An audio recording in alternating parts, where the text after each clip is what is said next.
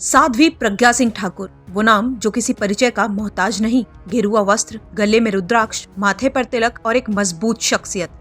MP के भोपाल से सांसद हैं और हमेशा हिंदू हित की बात करती साध्वी अक्सर अपने बयानों को लेकर विवादों में रहती हैं। हाल ही में उनके एक और बयान को लेकर चर्चाएं तेज हैं। दरअसल हुआ यूं कि साध्वी प्रज्ञा हाल ही में कर्नाटक के शिवमोगा गई थी। वहां वो उस बजरंग दल के कार्यकर्ता के घर पहुंची जिसको मुस्लिम युवकों ने चाकू से गोदकर मार डाला था। 23 साल के हर्षा की मौत के बाद से पूरे देश में आक्रोश की लहर देखी गई थी। साध्वी प्रज्ञा ने वहां एक कार्यक्रम में लोगों को संबोधित किया। वो वहां जिहाद के मुद्दे पर जमकर गरजी। साध्वी प्रज्ञा ने श्रद्धा हत्याकांड और तुनिशा सुसाइड केस को लेकर हिंदू बेटियों के लिए नसीहत दी। उन्होंने कहा, ज्यादा कुछ नहीं तो सब्जी काटने के चाकू की धार ही तेज करके रखी जाए, क्या पता कब जरूरत पड़ जाए। ये बयान उन्होंने लड़कियों को आत्मरक्षा के लिए दिया था।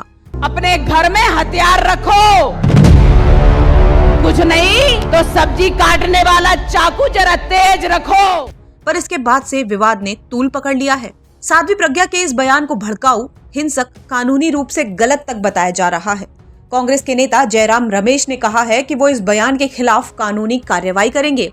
सोशल मीडिया पर भी इस बयान को लेकर मिली जुली प्रतिक्रिया देखने को मिल रही है। पर यहाँ सवाल ये उठता है कि भले ही एक बार को मान लिया जाए कि वो बयान गलत है, पर क्या इस बात को झुटलाया जा सकता है कि देश के कई राज्यों में बीजेपी और संघ से जुड़े लोगों को टारगेट किया जा रहा है। दक्षिण भारत के राज्यों से और पश्चिम बंगाल से भी आए दिन कार्यकर्ताओं और नेताओं की सरेआम हत्या की खबरें आती हैं। तो उस वक्त विपक्ष के किसी नेता की जबान क्यों नहीं खुलती? प्रज्ञा के बयान का विरोध करने वालों का कहना है कि ये बयान दो धर्मों के बीच नफरत और अशांति फैलाने वाला है। लेकिन जब किसी निर्दोष कार्यकर्ता की हत्या होती है, जब किसी को नुपुर शर्मा की बात से मात्र सहमत होने पर काट दिया जाता है, जब किसी हिंदू लड़के को मुस्लिम लड़की से शादी करने पर मार डाला जाता है, क्या तब समाज में अशांति नहीं फैलती?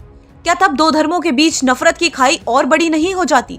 जब इतनी नृशंस घटनाओं पर ये नेता चुप्पी साध लेते हैं तो क्या उस वक्त धर्मों के बीच अशांति नहीं फैलती? ये एक बड़ा सवाल है।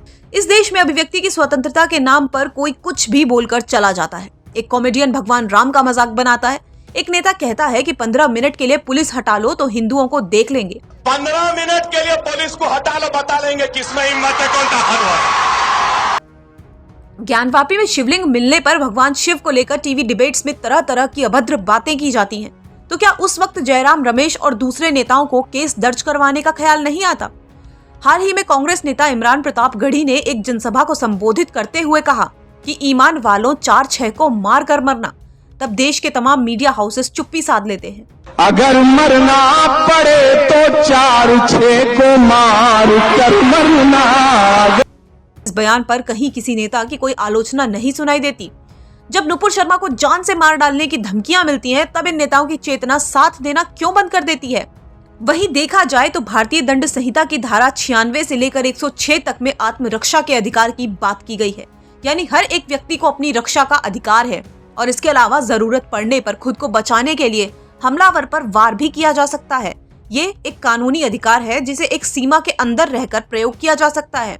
ऐसे में साध्वी प्रज्ञा के बयान को पूरी तरह से गलत नहीं ठहराया जा सकता।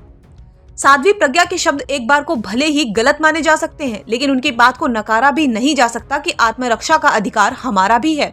यदि एक व्यक्ति या समाज पर आक्रमण होगा तो वो अपना बचाव करेगा ही। वो बचाव के कौन से तरीके अपनाता है, ये उस व्यक्ति या समाज के अपने विवेक पर निर्भर करता है। साध्वी प्रज्ञा के बयान पर क्या है आपकी राय? हमें कमेंट्स में जरूर बताएं।